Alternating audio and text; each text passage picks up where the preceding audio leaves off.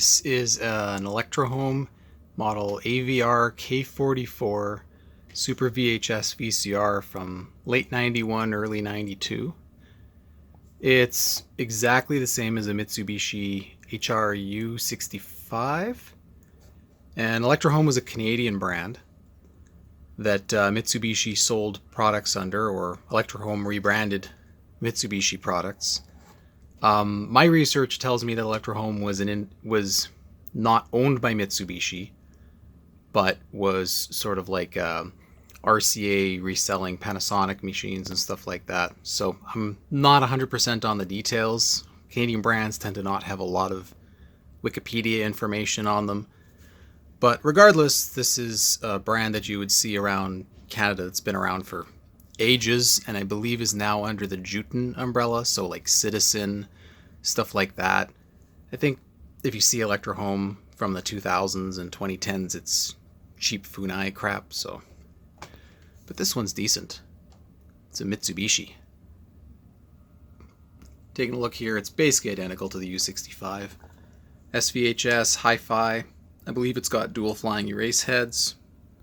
It's got all the twin digital Swift servo features. Here's the front controls. Do a nice little pan across. I've cleaned this up as best as I can. There's still some dust in this front lens here. The only way for me to clean that up would be to remove this, and this is like two-sided taped. So I would end up probably damaging this and making it look worse in the process. So it's going to stay as is. It's the front display. Fairly bright. It's got your nice VU meters on the front here. Record level controls are master level and then balance instead of left and right. Got a level for the phones. Your line 2 input. This is the only S-video input. There's none on the back. So it's the opposite of that JVC I have where it's only on the back. It's nice. It's got the record speed control on the front. SP and EP. Also audio monitor.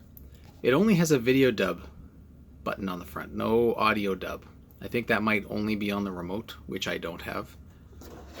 I've programmed this Harmony remote to work in its place, which, you know, will get the basic job done for menu controls, but the original remote had a jog shuttle wheel on it, which, you know, accomplishes a bunch of extra trick features, slow motion, frame advance, all that stuff that I can't do from the front here, nor can I do from the Universal, which kind of sucks.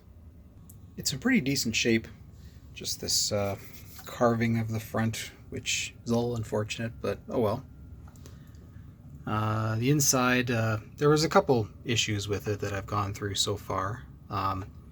First one, when I popped a tape in, the pinch roller didn't fully engage. It was kind of stuck. I ended up taking apart the whole tower here, cleaning it. It was completely caked and gross, re-greasing all of this. Of course, I didn't take a picture when I took this apart, so it took a couple tries to get it aligned back, which now it's all fitting in nicely.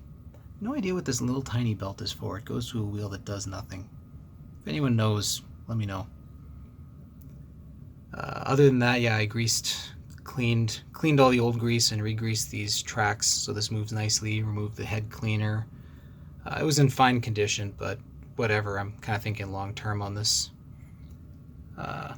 There's little covers here that you just unscrew with a screwdriver to get in there. I oiled both of these because I was having a noise problem in rewind.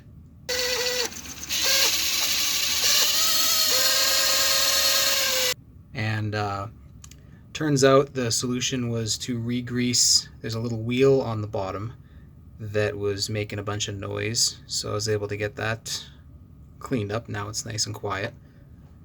Re-greased all the bottom stuff. 12 Volt Vids has some good videos on this exact model, and well, might be the Mitsubishi one, but yeah, worth checking out, or wherever it ends up.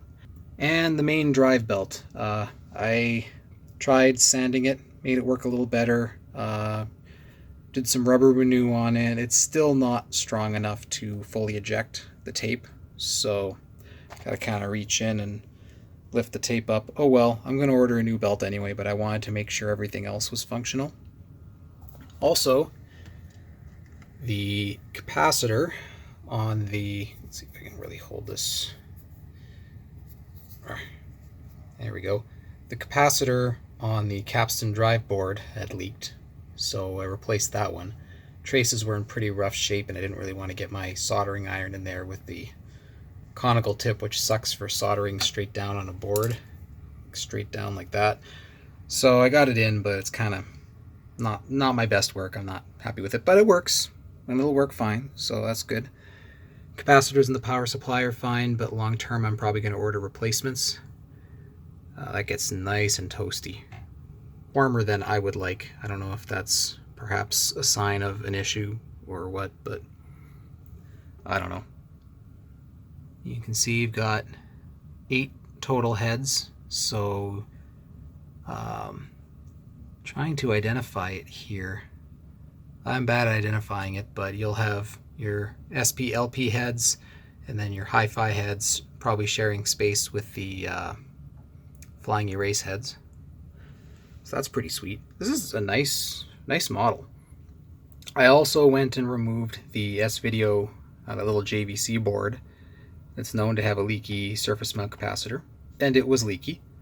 Unfortunately, I don't have any 22 microfarad capacitors right now, so I put the board back in. My plan is I'm going to repair that. I at least cleaned off all the juice that had spilled onto the board so it won't continue to eat through the traces. And yeah, otherwise it's in perfect showing off condition. So let's pop a tape in and see.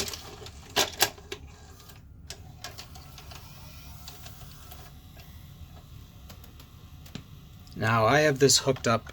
Interesting, Mitsubishis don't autoplay when the record tab is removed.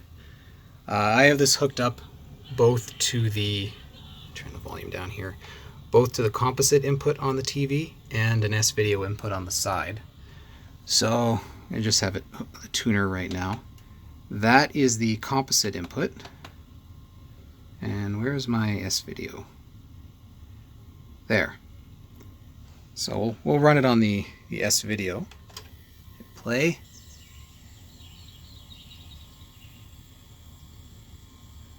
It's got a nice picture. If I go and tap fast forward, I get that mode. If I press and hold fast forward, it goes into the very fast mode. Interestingly, I'm losing color on here, but I don't lose color on the composite output. I'm going to do rewind, normal speed,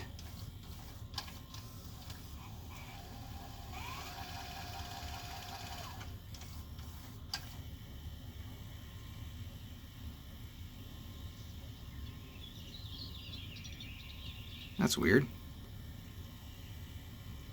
It's having trouble locking in.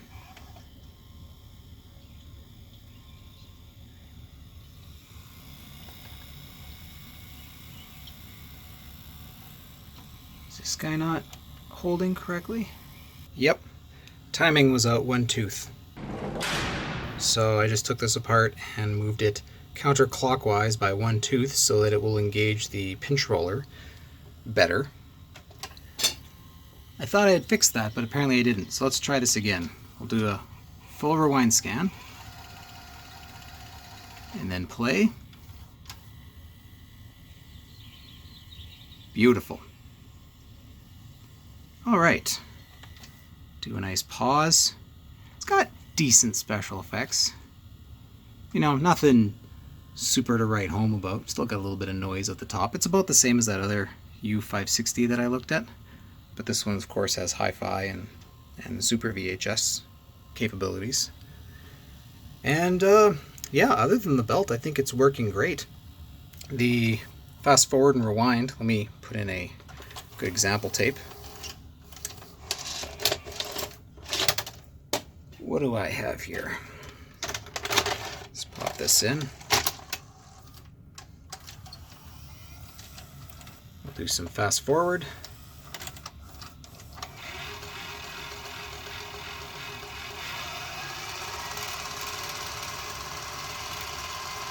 pretty decently quiet. I don't get any of the bearing noise anymore. This is all just cassette noise. Do a rewind.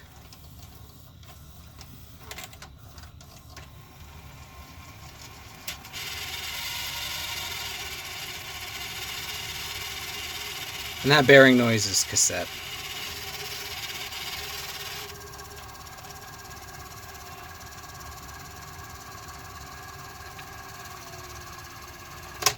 Before, when the bearing noise was in the actual wheels, it wouldn't even go into the higher speed. It would just fail because of all the drag. When the noise is in the cassette, it doesn't seem to drag it, so it actually goes into full speed. But yeah, a lot of these cassettes are super noisy. So I think I'm gonna do a follow-up video on this when I get the capacitor replaced in the S-VHS board. I want to play around with this. I don't have an S-VHS tape. I just tried the little drill, or not drill in this case, melt hole in the regular VHS cassette to be able to record on S-VHS. And yeah, the video is all buggered up. Now that could be because I'm not using the correct type of tape, which is very possible. This is not a high grade. This is what Fuji would say is 2 levels below S-VHS in terms of tape quality. Or it could be that bad capacitor in the circuit, or a combination of the two. So I tested recording with standard VHS, SP, and EP, and looks and works absolutely great. I just have a little DTV box hooked up, and I won't be able to show too much of it because, yeah, it wasn't a commercial break, but SP quality looks and sounds great. Gotta rewind a little bit for EP. But I mean, there's not really much to say, right? It's a VCR. It's a decent VCR. Yeah, there's EP. You can see more of the noise showing up in the picture. It's exactly what I would expect.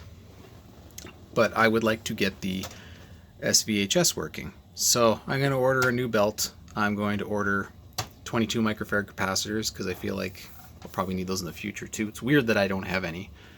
Just never needed them before. And I think this is a keeper. I'm going to keep my eye out for a remote because this thing's beautiful. It's hard for the beauty of this to come across in video because, as a wise man once said, it's filming black electronics or dark gray electronics is a chore of itself, especially when you have a white background. But this is brushed aluminum on the front. It's not plastic. It's the real deal. It's very nice.